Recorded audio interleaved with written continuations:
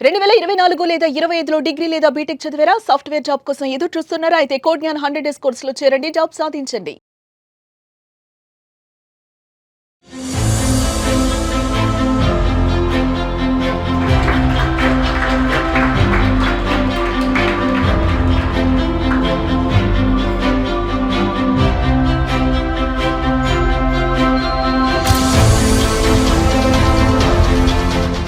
నేను రుచిత కాగ్నిజెంట్‌లో ప్లేస్ అయ్యాను.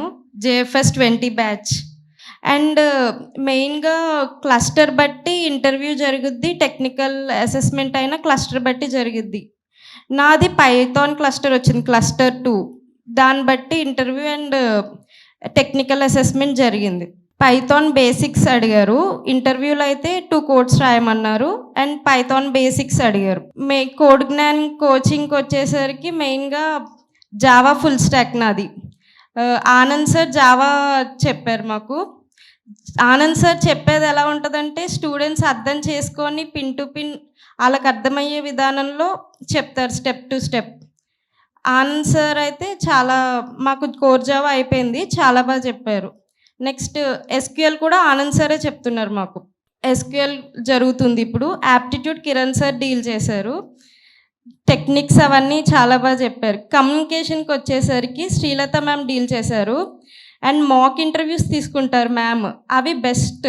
ఇంకా చాలా బాగా హెల్ప్ అవుతాయి స్టూడెంట్స్కి. ఎందుకంటే ఫీడ్బ్యాక్ రివ్యూస్ ఇస్తారు మనం చెప్పేదాన్ని బట్టి. మనం ఎలా చెప్తున్నాం, మనలో ఏమి ఇంప్రూవ్ చేసుకోవాలి, ఏది మైనస్, అవన్నీ చెప్పి చాలా చెప్తారన్నమాట. గైడెన్స్ ఇస్తారు. ఇది ఇలా చెప్తే కరెక్ట్ ఇంటర్వ్యూలో అలా అని చెప్పి హెల్ప్ చేస్తారు. కిషోర్ సార్ అయితే మాస్టర్ క్లాసెస్ తీసుకున్నారు మాకు. ప్రతి ఇంటర్వ్యూ పాయింట్లో అన్నట్లో కోడ్ జ్ఞాన్ తరపున ప్రతి ఒక్క ఫ్యాకల్టీ హెల్ప్ చేశారు, సపోర్ట్ ఇచ్చారు. మనకి వీక్లీ ఏఐ మాక్ ఇంటర్వ్యూస్ ఉన్నాయి. సో అవి నీకు ఎలా యూజ్ అయ్యాయి? అంటే అందులో కమ్యూనికేషన్ వైజ్ ప్రతి దాని వైజ్ రేటింగ్ వస్తుంది కదా. 5 స్టార్ రేటింగ్ ఇస్తారు కదా. దాన్ని బట్టి హానెస్ట్ మనం చెప్పే ప్రాక్టికల్ నాలెడ్జ్ అవన్నీ ఇంప్రూవ్ చేసి దాన్ని బట్టి ఇస్తారు. అది అయితే మ్యాక్సిమం హెల్ప్ అయింది ఇంటర్వ్యూస్ అటెండ్ అవ్వడానికి. అంటే ఇప్పుడు ఇంకా డెవలప్ చేశారు మాక్ ఇంటర్వ్యూస్, దాన్ని కోడింగ్ రాయడము అవన్నీ ఆ పోర్టల్లో. దానివల్ల మనకి తెలుస్తుంది బయట డైరెక్ట్గా అడిగితే ఎలా రాయొచ్చు అవన్నీ. అలా హెల్ప్ అయింది. ఓకే, ఇంకా ఏమైనా సజెషన్స్ మాకు? చెప్పింది విని ప్రాక్టీస్ చేస్తే మన స్కిల్ బట్టి జాబ్ మనకు ఆటోమేటిక్గా వస్తుంది. కోడ్ జ్ఞానంలో డబ్బులు కట్టి కూర్చొని మనకి ఏమి చేయకుండా మనకి ఏం రావట్లేదంటే ఏది రాదు. ఈవెన్ కోడ్ జ్ఞానం కూడా ఏం చేయలేరు కదా, మనం ప్రాక్టీస్ చేయకుండా ఏం చేయకుండా మాకు జాబ్ ఇవ్వట్లేదు అంటే. అందుకే డైలీ క్లాసెస్ విని ప్రాక్టీస్ సెషన్లో ప్రాక్టీస్ చేస్తే మనకి ఆటోమేటిక్గా వస్తుంది. ఏదైనా స్కిల్ ఉంటే జాబ్ ఏదైనా వస్తుంది. సో మీరు జావా బ్యాక్గ్రౌండ్ కదా, సో పైథాన్ క్వశ్చన్స్ మీరు ఎలా హ్యాండిల్ చేశారో, దానికి ఎలా ప్రిపేర్ అయ్యారు మీరు? అంటే నాకు పైథాన్ బేసిక్స్ వచ్చు. ఆ బేసిక్స్ బట్టి చేశాను. ఇంటర్వ్యూ కూడా మ్యాక్సిమం బేసిక్స్ మీదే వెళ్ళింది మొత్తం.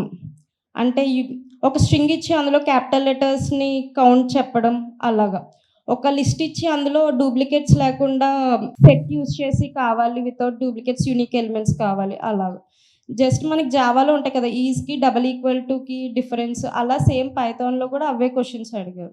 సో మీరు రెజ్యూమ్లో ఏమైనా లీడ్ కోడ్, హ్యాకర్ ర్యాంక్ అలాంటివి ప్లాట్ఫామ్స్ అని మెన్షన్ చేస్తారా? హ్యాకర్ ర్యాంక్ అయితే నాకు జావా ఎస్క్యూఎల్ సర్టిఫికేట్స్ ఉన్నాయి. పైథాన్ సిస్కో నుంచి సర్టిఫికేషన్ ఉంది.